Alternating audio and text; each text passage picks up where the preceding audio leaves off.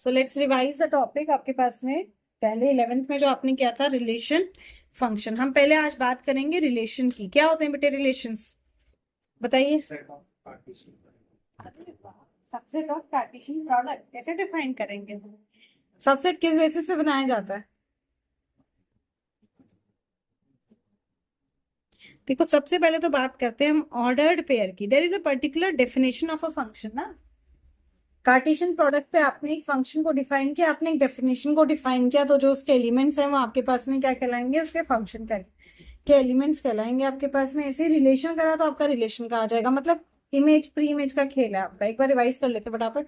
सबसे पहले बात करते हैं हमारे पास में ऑर्डर्ड पेयर की। आपके पास में ऑर्डर्ड पेयर क्या होता है? आपके पास में आपके पास दो नॉन एम्प्टी सेट्स है। क्या आपके पास में दो नॉन एम्प्टी सेट्स हैं जिनके बीच में आपने एक पर्टिकुलर कोऑर्डिनेशन या मैपिंग बनाई, और आपने इस तरह से ए कॉमा बी आपने एक ऑर्डर्ड पेयर बता दिया, जहां पे कि ए आपका फर्स्ट एलिमेंट है जो फर्स्ट सेट से आया है, और बी आपका सेकंड एलिमेंट है जो आपका सेकंड सेट से आया है। जैसे आपके पास एक सेट है 1,2 और एक सेट है आपके पास में ए कॉमा बी। अब इसका अगर मैं ऑर्डर्ड पेयर बनाना चाहूं तो ऑर्डर्ड पेयर क्या होगा? 1,A 1,B 2,A 2,B, यही होगा आपके पास में। यस और no? This is an ordered pair आपके पास में। अब ये जो आप ऑर्डर्ड पेयर बोल रहे हो, अच्छा कार्टेशियन प्रोडक्ट और ऑर्डर्ड पेयर में फर्क क्या है?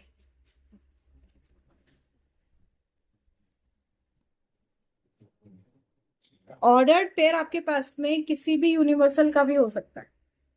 आ रही बात समझ में? ये किसी भी यूनिवर्सल पे भी डिफाइन हो सकता है, पर जब मैंने ऐसे दो सेट्स पे डिफाइन कर दिया तो उसे कहेंगे हम Cartesian product.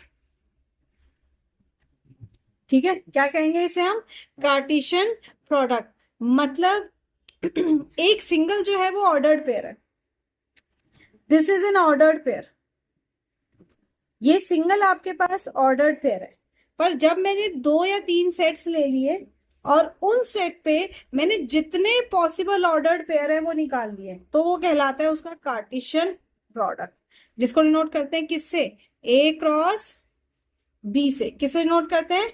A cross B से। आपके पास में समझ में आई बात? That doesn't means A cross B आपके पास एग्जिस्ट करता है, बी क्रॉस ए भी आपके पास में उसी हिसाब से एग्जिस्ट करेगा। आगे बात समझ में? क्लियर? कार्टेशियन प्रोडक्ट और ऑर्डर्ड पेयर में आपके पास में डिफरेंस क्या है? ऑर्डर्ड पेयर क्या है? किसी भी एक एलिमेंट, कोई भी एक सेट का और दूसरा एलिमेंट दूसरे सेट के बीच में जो है एक सिंगल एलिमेंट के लिए बोल रहे हैं, वो ऑर्डर्ड पेयर है आपके पास। पर जब आप दो या तीन आपके पास में नॉन एम्प्टी सेट्स ले लें और उस पर जितने भी पॉसिबल ऑर्डर्ड पेयर्स निकालते हैं, तो उसका जो सेट है वो कहलाता है कार्टेशियन प्रोडक्ट। क्या कहलाएगा? कार्टेशियन प्रोडक्ट आपके पास। अब बात करते हैं हम रिलेशन की। व्हाट्स अ रिलेशन आपके पास में? Now relation is a subset of Cartesian product. ये बात आपने एकदम सही कही, पर रिलेशन है क्या? जैसे ये इंग्लिश वर्ड रिलेशन बताता है आपके पास में कि भाई हमने एक ऑर्डर्ड पेयर बनाया आपके और आपके भाई का। ठीक है, रिलेशन क्या है? You carry off blood relation that he is your sibling आपके पास, राइट? तो ऐसे आपके पास में रिलेशन होते हैं हमारे पास में कि अगर ए और बी आपके पास में दो non empty, these are two non empty sets. ये क्या है आपके पास में? दो नॉन एम्प्टी सेट्स हैं जिसपे कि आपके पास में एक Cartesian product A cross B defined है। आपके पास क्या डिफाइंड है? एक Cartesian product A cross B. So relation is a subset of this. Relation क्या है आपके पास में? सबसेट है इस कार्टेशियन प्रोडक्ट का आपके पास में, जिसमें कि जो पहली एलिमेंट है आपके पास इस कार्टेशियन प्रोडक्ट की, such that A belongs to A, B belongs to B, तो जो पहली एलिमेंट है आपके पास में ये एलिमेंट कहलाएगी प्री इमेज। क्या कहलाएगी? प्री इमेज आपके पास में। और जो सेकंड एलिमेंट है आपके पास में वो कहलाता है इमेज। वो क्या कहलाएगा आपके पास में? Image. Image of first element क्या कहलाएगा? इमेज ऑफ फर्स्ट एलिमेंट आपके पास में। ठीक है, जैसे देखो हम दो सेट ले लेते हैं। एक सेट ले लिया मैंने स्टूडेंट्स क्लास 12th के, भाई जितने भी स्टूडेंट्स हैं आपके पास में क्लास 12th के, इन अ स्कूल, कोई भी एक पर्टिकुलर स्कूल है, उसमें जो क्लास 12th के बच्चे हैं आपके पास में, उसका सेट ले लिया मैंने ए आपके पास में। बी मैंने सेट ले लिया आपके पास में set of all students of class 11,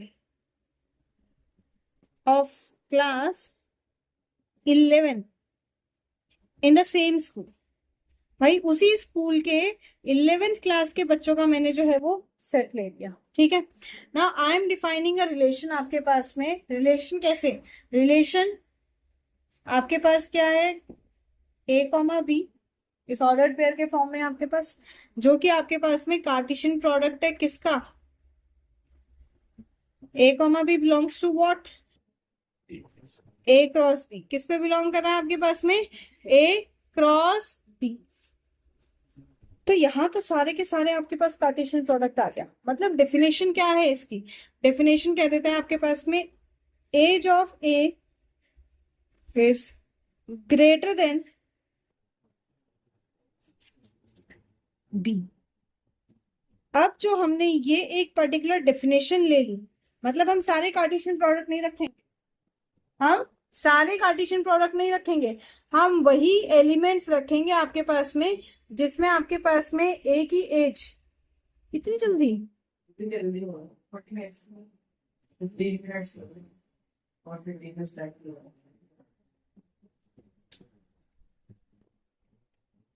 जो एज ऑफ ए है आपके पास में क्या कह रहा है, मेरा तो पहला भी मेरा नहीं हुआ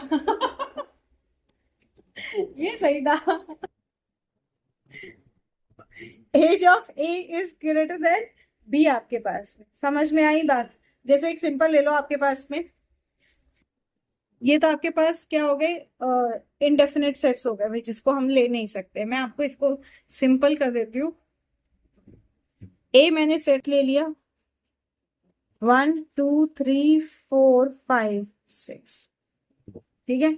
बी मैंने एक सेट ले लिया 2 4 6 8 10, ठीक है। मैंने कहा भाई एक रिलेशन है R A comma B such that, भाई के अंदर A comma B belongs to A cross B. और साथ में डेफिनेशन क्या दे रहा है, डेफिनेशन दे रहा है आपके पास में 2a equals to B minus 1, 2a equals to B minus 1।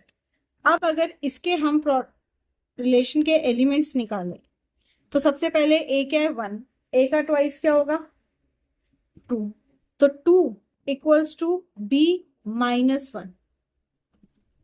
मतलब इसको क्या लिख सकते हैं, 2a plus 1 equals to b, 2a plus 1 equals to b। तो अगर मैंने a को लिया 1 तो मेरा b क्या आ जाएगा 3। क्या ये डिफाइंड है? नहीं। अगर मैं a को लेती हूँ 2 तो मेरा b क्या आ जाएगा, नहीं है भाई इसमें डिफाइन। a को लिया मैंने 3, b क्या आ जाएगा 7, नॉट डिफाइंड है आपके पास में। मतलब इसमें चलो एक तो कर ही देते हैं। ऐसे अगर a को लिया मैंने 4 तो b क्या हो जाएगा 9, 9 उसमें होल्ड है, तो ये क्या आ गया 4 कॉमा, क्या आ गया 4 कॉमा 9। अगर ये भी नहीं आता तो हम कह देते ये 5।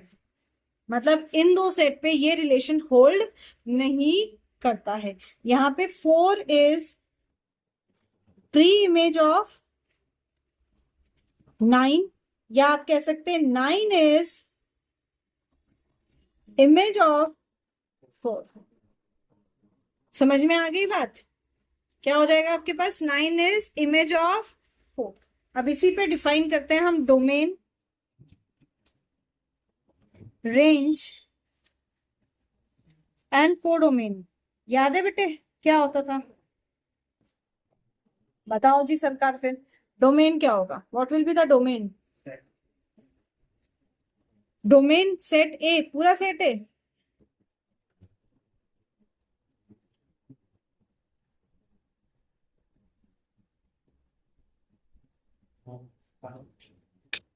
Mapped elements of set A. जैसे इसका रिलेशन क्या आया था आपके पास, ये क्या आया था 4 कॉमा 9 आपके पास में। तो डोमेन क्या होगा आपके पास में, या तो आप ऐसे कहो elements of A in are, भाई जो रिलेशन में है आपके पास में तो वो डोमेन है, दैट इज ए। या यहाँ पे क्या है 4। रेंज क्या है आपके पास, एलिमेंट्स ऑफ बी मतलब सेकंड सेट इन आर, यहाँ पे क्या है 9। What is codomain, exactly codomain is whole complete B set आपके पास, दैट इज 2 4 6 8 9। समझ में आ रही है बात। डोमेन क्या है आपके पास में, all the mapped elements of set A in relation. वही रिलेशन में हमारे पास जितने भी मैप्ड एलिमेंट्स हैं आपके पास सेट ए के, वो है डोमेन आपके पास में, नॉट कंप्लीट सेट। जितने भी मैप्ड एलिमेंट्स हैं आपके पास में जो रिलेशन में आ रहे हैं। रेंज क्या है आपके पास, जो सेकंड एलिमेंट है आपके पास में बी जो हमारे पास रिलेशन में आ रहा है। और कोडोमेन क्या है, पूरा सेट। कोडोमेन क्या है, पूरा सेट बी आपके पास में।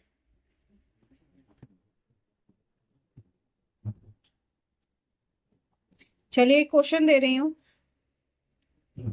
कहता है एक रिलेशन है x comma Y such that x plus 2y equals to 8 is a relation on a set A of natural numbers.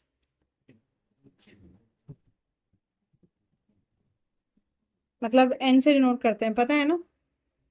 आपको लिखना है डोमेन, रेंज एंड कोडोमेन, कि भाई डोमेन रेंज और कोडोमेन क्या होगा, फटाफट बताएं। Range is the natural numbers. देखो कभी कभी ओवर कॉन्फिडेंस भी मार जाता है भाई, कभी कभी ओवर कॉन्फिडेंस भी मार जाता है। देखो डेफिनेशन को देखते हैं, डेफिनेशन क्या है आपके पास में। Definition is that x plus 2y equals to 8। x plus 2y क्या है आपके पास में 8। भाई ये ऑल नेचुरल नंबर्स पे डिफाइंड है, मतलब आप इसमें ऑल नेचुरल नंबर्स ले सकते हैं आपके पास में। और y क्या है, y आपके पास में क्या है, y is 8 minus X by 2, जहां पे x और y दोनों के, जल्दी करो, x और y आपके पास में दोनों के दोनों क्या है, नेचुरल नंबर। ठीक है, अब देखो क्लियर कट है, नीचे डिवाइड में 2 है आपके पास में, तो अगर मैं ऊपर इवन नंबर लूं क्योंकि ये भी इवन है, तो मेरा आंसर जो है वो फ्रैक्शन में नहीं आएगा, डेसिमल में नहीं आएगा। और नेचुरल नंबर की बात कर रहे हैं, मतलब हमें जो है 1 2 3 4 चाहिए, हमें फ्रैक्शन और डेसिमल तो नहीं चाहिए। आएगी समझ में गड़बड़, हमें वो नहीं चाहिए। तो सीधी सी बात है, मैं पहले से ही x को जो है वो 2 के मल्टीपल्स ले लेती हूँ। अगर मैंने x को लिया 2, क्योंकि अब हम 12th में आ गए, मैं तो आए हुए अरसा हो चुका है, मैं तो बहुत आगे निकल चुकी हूँ, पर हम 12th में आ गए, तो थोड़ा सा आपको ये समझना पड़ेगा अपने टाइम को बचाने के लिए कि डिनोमिनेटर को देखा, डिनोमिनेटर 2 है, इवन नंबर है, यहाँ पे भी इवन नंबर है। अगर मैंने यहाँ ऑड नंबर लिया तो मेरा फ्रैक्शन में आ जाएगा, and fraction can't be a natural number आपके पास में, decimal can't be a natural number. So सीधा सा हम इवन वैल्यूज को ही ले लेते हैं। तो y की वैल्यू क्या आ जाएगी, this will be 8 minus 2 6, 6 by 2 is 3। पहला आ गया 2,3। फिर मैंने x को लिया क्या 4, तो 8 माइनस 4 इज 4, 4 बाय 2 इज 2। ये आ गया आपके पास 4,2। Now I take x as 6, तो y क्या हो जाएगा 8 माइनस 6 2, 2 बाय 2 इज 1। अब मेरे पुत्र जी यहाँ देखो, आप अगर आप लेते हो x को 8, तो 8 माइनस 8 इज 0, 0 बाय 2 इज 0। क्या 0 नेचुरल नंबर है, नहीं है सरकार। दैट मीन्स हमारे पास में जो इसके रिलेशन डिफाइंड होंगे वो 3 ही रिलेशन होंगे। हमारा आर क्या आ जाएगा, आर आ जाएगा 2,3, 4,2 एंड 6,1 आपके पास में। आगे बात समझ में। अब डोमेन क्या आ जाएगा आपके पास, यस डोमेन क्या आ गया 2 4 6 आपके पास में। समझ में आई बात। एंड रेंज क्या आ जाएगा भाई, रेंज आ जाएगा आपके पास में 3 2 1। एंड कोडोमेन क्या होगा सरकार, यस कोडोमेन आपके पास सेट ऑफ नेचुरल नंबर्स। आपके गलती समझ में आ गई, आप समझ में आया मैं क्यों करा रही हूं आपको ये सब, नहीं आगे चलो, बहुत अच्छी बात है, यहाँ तक क्लियर है। ओके, टाइप्स ऑफ रिलेशन की बात करते हैं। टाइप्स ऑफ रिलेशंस, देखो रिलेशंस कई टाइप्स के हैं आपके पास। सबसे पहले आता है आपके पास एम्पटी और वॉइड रिलेशन। एम्पटी और वॉइड रिलेशन जैसे हमने सेट्स में किया था वैसे ही होगा आपके पास। एम्पटी रिलेशन क्या होगा आपके पास में, भाई कोई भी आपके पास में नॉन एम्पटी सेट पे आपने रिलेशन डिफाइन किया है। मान लो आपने आर एक रिलेशन डिफाइन किया आपके पास ए क्रॉस ए पे।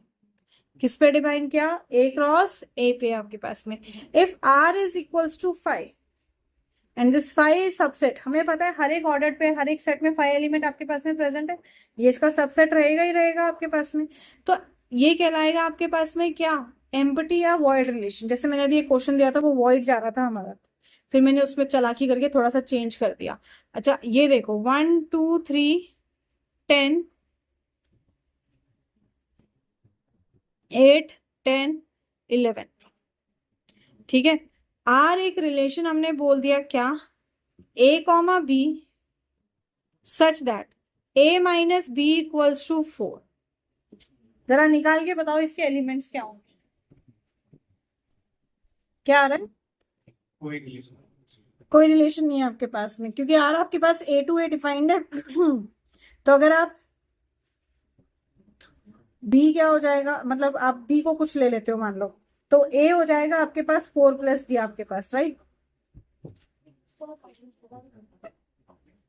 जैसे आपने लिया बी को 1 तो ए हो जाएगा 5, 5 इसमें है नहीं।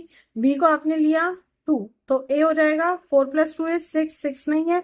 बी को आपने लिया 3, ए हो जाएगा आपके पास में क्या, 4 प्लस 3 7। बी को 1 2 3 तो है, फिर आपके पास एलिमेंट क्या आया 8,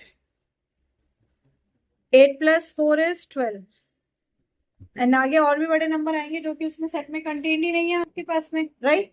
तो सेट में कंटेन्ड ही नहीं है आपके पास, that means no elements in this relation satisfy this condition आपके पास में। बेटा अब ये भी लिखना पड़ेगा आपने, यहाँ पे आपने लिखना होगा। आप लिखेंगे नो एलिमेंट, तो कहेगा लिखने की जरूरत क्या है, A comma B belongs to A cross A such that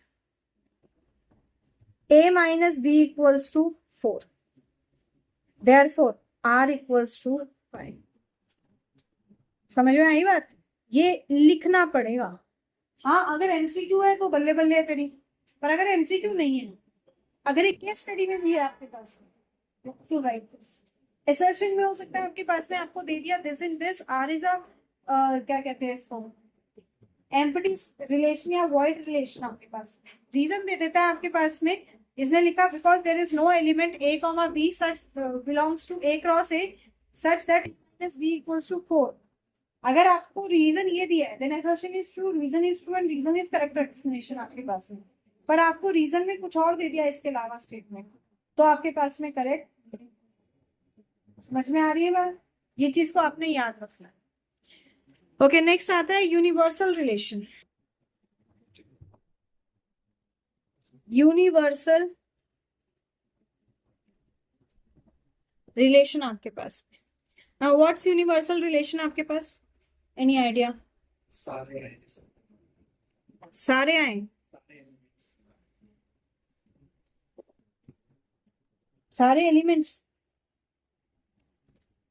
अरे सारे कार्टेशियन प्रोडक्ट सेट नहीं है ना, सारे कार्टेशियन प्रोडक्ट आपके पास। R equals to A cross A मतलब सबसेट ना हो आपके पास में, आर क्या हो, सारे कार्टेशियन प्रोडक्ट को कंटेन करे। R is a set of all elements of A related to every element of B, sorry every element of A। अगर आपके पास A क्रॉस A के सारे कार्टेशियन प्रोडक्ट्स आएंगे हमारे पास में, तब इस R को हम कहेंगे कि भाई ये यूनिवर्सल रिलेशन है। क्या है आपके पास में, यूनिवर्सल रिलेशन है, वरना फिर ये यूनिवर्सल रिलेशन नहीं होगा। जैसे A आपके पास है 1 2 3 4, R आपको गिवन है R such that A comma B such that magnitude of a minus b is greater than equals to 0.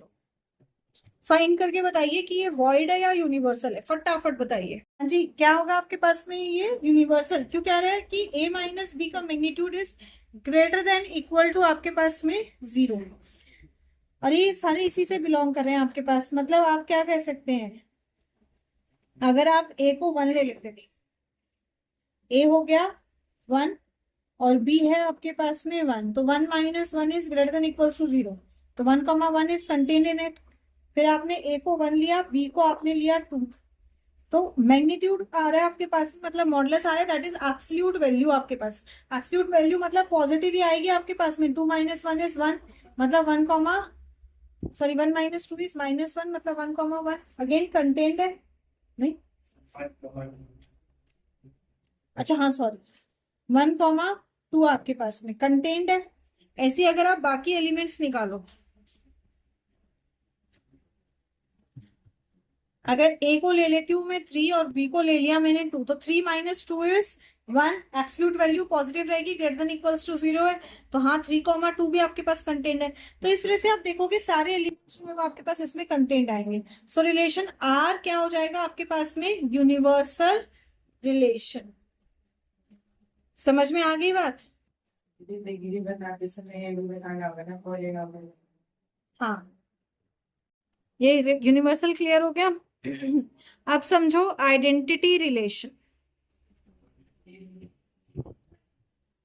Identity relation क्या है आपके पास में, भाई कोई एक रिलेशन आपके पास, R is defined on set A, R is defined on set A आपके पास में, ये आपके पास में आइडेंटिटी रिलेशन कहलाएगा कब, if each element of A, if each element of A is related to itself, related to itself only, भाई सिर्फ अपने आप से रिलेटेड होना चाहिए आपके पास, और किसी से रिलेशन नहीं हो इसका, इसको हम आई ए से डिनोट करते हैं आपके पास, आइडेंटिटी रिलेशन ऑन ए आपके पास, जिसको हम लिख सकते हैं R A comma A such that A belongs to A आपके पास। ठीक है, क्या लिख सकते हैं, R A comma A such that A belongs to A आपके पास। एक सिंपल सा मैं एग्जांपल ले रही हूँ आपके पास, जैसे एक सेट है आपके पास में 1,2, क्या ले लिया भाई आपके पास में, एक सेट 1,2 आपके पास। अगर ये आपके पास में आइडेंटिटी रिलेशन होल्ड कर रहा है, जैसे मैं 2-3 रिलेशन ले लेते हैं, इस पे एक ले लिया हमने 1,1, 2,2, R1 ले लेते हैं 1,1, 1,2 एंड 2,2। अब मुझे बताइए इनमें से कौन सा आइडेंटिटी रिलेशन है, यस ये आपके पास में क्या है, एक आइडेंटिटी रिलेशन है आपके पास। क्यों, each element of A is related to itself, 1 is map to 1 and 2 is map to 2 आपके पास।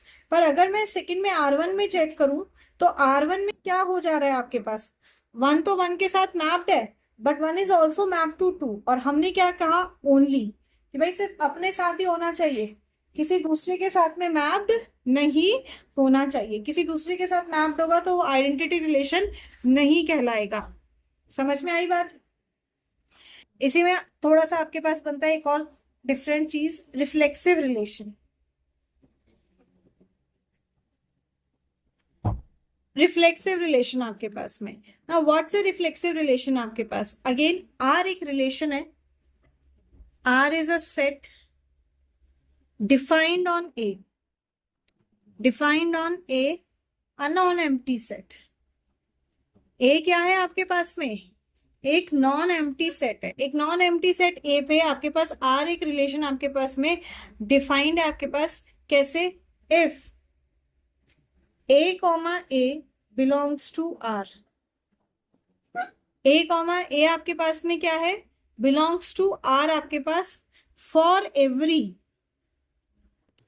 every A belongs to A, for every A belongs to A, that means A is related to A। आ रही बात समझ में, A is related to A for all A belongs to A। ये जो symbol लिखते हैं इसका मतलब for all होता है आपके पास। आप कहोगे ये और ये तो सेम ही है, जरा समझो इसको। A आपके पास एक सेट ले लेते हैं हम 11, 12 एंड 15।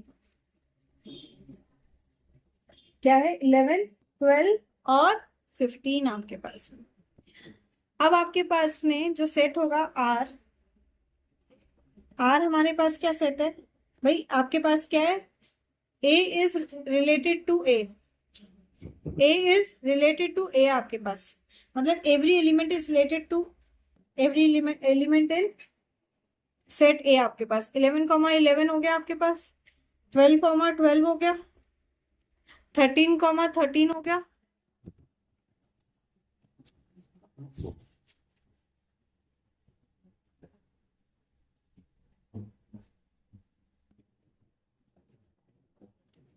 थर्टीन तो है ही नहीं, करो 11,11, 12,12, 11,12, 11,15, 15,15, 12,15, कितने हो गए? 1 2 3 4 5 6, ठीक है। मतलब 11 12 15, 11 12 15 आपके पास में। सो 11 11 से रिलेटेड है, 12 12 से रिलेटेड है आपके पास में, 15 15 से रिलेटेड है आपके पास, राइट। 11 12 से भी रिलेटेड है, 11 15 से भी रिलेटेड है। आई बात समझ में? 12 15 से भी रिलेटेड है आपके पास में, और 12 11 से भी रिलेटेड है आपके पास में। तो ये हमारे पास में क्या कहलाएगा? Reflexive relation. क्या कहलाएगा आपके पास में? Reflexive relation. Reflexive relation, that means every identity relation is a reflexive relation, right? मतलब क्या हो गया? every identity relation is a reflexive relation, but vice versa need not be true. समझ में आई बात? बात तो वही है कि भाई a comma a belongs to r है, और उसमें क्या था? if and only if a belongs to a itself, और किसी से नहीं, a अपने आप से बिलोंग करेगा। यहाँ रिफ्लेक्सिव में क्या कह रहा है आपके पास में कि a से भी करेगा तो a b से भी करेगा और a c से भी करेगा। समझ में आई बात? पक्का? एक और देखो और मुझे बताओ क्या रिफ्लेक्सिव होगा या नहीं होगा। R is x, y such that x plus y belongs to A, ठीक है। और A क्या है आपके पास? Set of real numbers. अब आपको बताना है क्या ये रिफ्लेक्सिव होगा, बताइए होगा या नहीं होगा। देखो क्या कह रहा है आपके पास, x, y such that x plus y belongs to A आपके पास में। तो yes, R is reflexive, R reflexive है। क्यों रिफ्लेक्सिव है आपके पास में? x, y belongs to A, और A क्या है आपके पास में? A बिलोंग्स टू R, मतलब real numbers, set of real numbers. x plus y क्या होगा? x plus y will always be a real number, yes और नो? ये हमेशा क्या होगा आपके पास में? एक रियल नंबर होगा। That means every element of this x will belongs to some real number आपके पास में, हाँ या ना? तो R आपके पास एक रिलेशन होगा जिसमें सारे सेट्स आपके पास A क्रॉस A कंटेन्ड होंगे। 1 + 2 3 है, 3 भी कंटेन्ड होगा। 1 - 1 अगर आप करोगे आपके पास तो 0 आएगा, वो भी एक रियल नंबर है, तो कंटेन्ड होगा आपके पास में। दस R इज रिफ्लेक्सिव। समझ में आ रही है बात? हेंस कैसे लिखेंगे? R is reflexive as A, A belongs to R for all A belongs to A। ये लिखना पड़ेगा। थोड़ा सा थ्योरेटिकल पार्ट जाता है हमारा रिलेशन और फंक्शन में, और वही है आपका ये थ्योरेटिकल पार्ट आपके पास, कि आपने बताना पड़ेगा कि x प्लस वाई हमेशा क्या आएगा? एक रियल नंबर आएगा आपके पास में, आए ना? x और y क्या आएगा आपके पास? हमेशा एक रियल नंबर आएगा आपके पास में। Sum of two real numbers is always a real number, therefore A, A will always belong to R आपके पास, for all A belong देखो नेक्स्ट आता है आपके पास सिमेट्रिक। सिमेट्रिक आधी चीज तो इसमें नाम से ही समझ में आ जाएगी आपके पास में। सिमेट्रिक रिलेशन क्या है आपके पास? आर कोई एक रिलेशन है आपके पास में, सिमेट्रिक रिलेशन कहलाएगा if a comma b belongs to R, which implies b comma a belongs to R.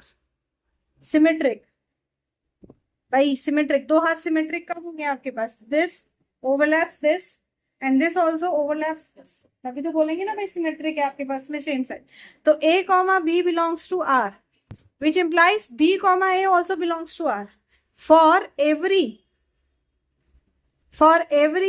a comma b belongs to a. That is हम क्या कह सकते हैं, a is related to b। अगर a b से related है और ये सिमेट्रिक है, that means b is related to a for all a comma b belongs to a। Same set ले लेते हैं आपके पास में 11 12 13 का ले लेते हैं।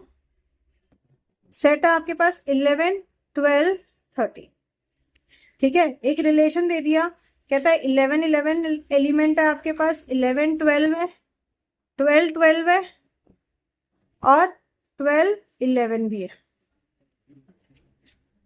ठीक है। आप देखो 11 11 बिलोंग्स टू आर, उल्टा भी सेम ही रहेगा, 11 12 बिलोंग्स टू, देन 12 11 भी बिलोंग कर रहा है, 12 12 बिलोंग कर रहा है तो 12 12 भी बिलोंग कर रहा है। आ रही है बात समझ में? तो ये क्या आ गया आपके पास में? सिमेट्रिक आ गया। क्या आ गया आपके पास में? Are is symmetric. रीजन क्या देंगे आपके पास? आर इज सिमेट्रिक क्यों आपके पास? Since 11 12 belongs to R, which implies 12 11 belongs to R. Same जो हमारे पास आया ना, हमने उसी चीज को लिख के बता देना है बस, और कुछ नहीं करना है। एक और देखो आपके पास ले लेते हैं कि भाई एक रिलेशन है are x comma y such that x plus y is divisible by 2। ये क्या है आपसे? 2 से डिविजिबल है। क्या है आपका? 2 से डिविजिबल है। और a क्या है? Set of even natural numbers.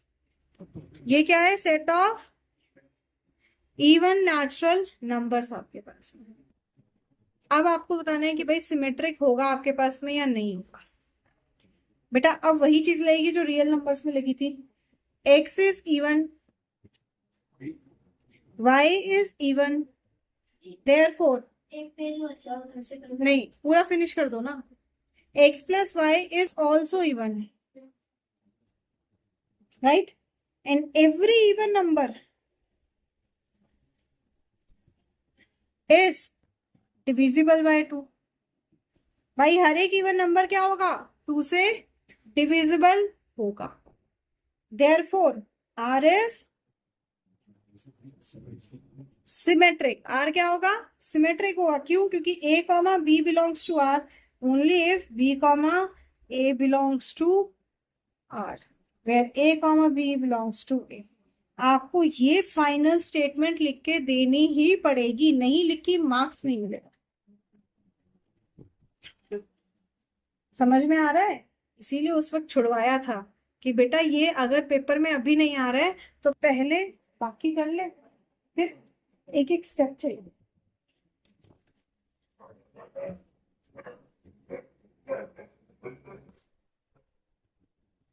Symmetric के साथ आता है आपके पास फिर ट्रांजिटिव। What is transitive? अभी तो मैं आपको इनको डेफिनेशन ही समझा रही हूँ, कल हम करेंगे नेक्स्ट क्लास में, मतलब इसके क्वेश्चंस।